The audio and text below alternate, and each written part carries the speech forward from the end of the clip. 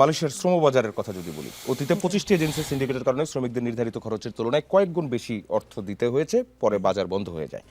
এবার সীমিত সংখ্যক এজেন্সি বাছাই নিয়েও প্রশ্ন উঠছে, সরকার কি এসব যোগ্য এজেন্সির উন্মুক্ত এবং স্বচ্ছ প্রক্রিয়া নিশ্চিত করতে পেরেছে কিনা, অথবা এটা ক্লিয়ার করবে কিনা। 2 মিনিট।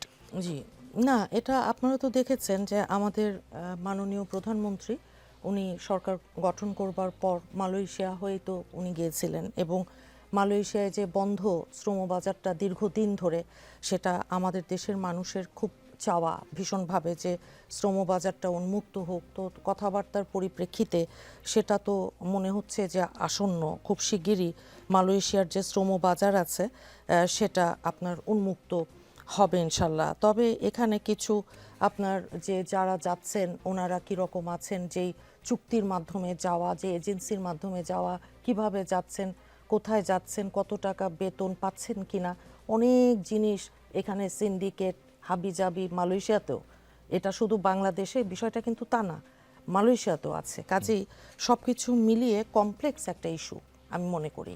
এই ইস্যুটাকে সহজ করে এনে আমাদের সত্যিকার অর্থেই যেই মেধাবী এবং যোগ্য মানুষগুলো জীবন জীবিকার তাগিদে আজকে মালয়েশিয়া যায়, কিংবা মিডল ইস্টে যাচ্ছেন, কিংবা পৃথিবীর অন্যান্য বহু দেশে ওনারা যাচ্ছেন। এখন রেমিটেন্স আমাদের যেই অন্যতম বৃহৎ একটা আমাদের উপার্জন রাষ্ট্র হিসেবে, তো সেখানে ওনাদের ভালো মন্দ, ওনাদের সব কিছু দেখা, এটা একটা সরকারের কিন্তু নৈতিক দায়িত্ব বটে।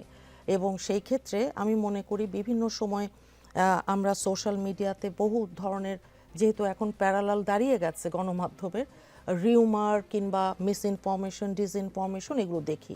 তো আমি মনে করব সেগুলোর বাইরে থেকে নির্মোহভাবে আমাদের যেই ভাইরা, যেই বোনরা যাচ্ছেন বিভিন্ন জায়গায় জীবিকার তাগিদে, সেখানে ওনাদের সেফটি, ওনাদের সিকিউরিটি, পরিবারের কোনো সদস্য মারা গেলে দেশে আসা যাওয়া, সেই নিরাপত্তাটুকু, এবং সেই সাথে তারাও কিছু হলে সেখানেও তাদেরকে সরকারি যে বিষয়গুলো নিয়ে কাজ করা।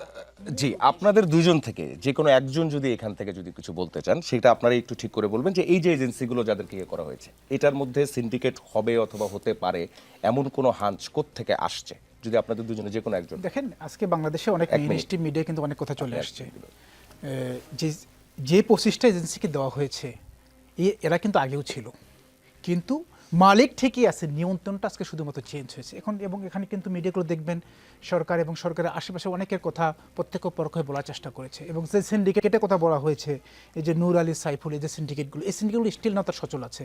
যে এখানে সরকারি রেট এবার দেওয়া হচ্ছে সম্ভবত 1,45,000 না 48,000 টাকা, অথচ বলা হচ্ছে মাঠের এখানে 5 থেকে 7 লক্ষ টাকার মতো নিতে হবে। এই যে জায়গাগুলো আমরা সরকার যত সুন্দর কথা বলছি না কেন, প্র্যাকটিক্যালি কিন্তু এটাকে আমরা নিয়ন্ত্রণ করতে পারছি না।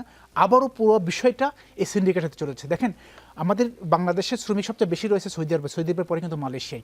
অফিসিয়ালি 1 মিলিয়নের বেশি হলেও এটা কিন্তু প্র্যাকটিক্যালি এটা 2 বিলিয়নের উপরে। সুতরাং অবশ্যই আমি মনে করি সরকারকে এই জায়গাতে আরও বেশি সচেতন হওয়া দরকার। সিন্ডিকেট মুক্ত হয়ে এই শ্রমিকরা অল্প টাকায় কীভাবে বিদেশে যেতে পারে, আমাদের জন্য রেমিটেন্স পাঠাতে পারে, এ বিষয়ে সরকার সচেতন। ডক্টর আদিক মুজাহিদ, আপনি 1 মিনিট। সবচেয়ে কষ্ট লাগে কোনটা জানেন? যে আমরা এই লোকগুলো রেমিটেন্সের টাকা দিয়ে আমরা চলি বাংলাদেশ, আমরা কিভাবে সিন্ডিকেট করে মানে এত টাকা নেই, ভিটা বাড়ি মিটে শেষ করে দিচ্ছে। এই যে ব্লুমবার্গের নিউজটা আপনারাও দেখেছেন, তাই না?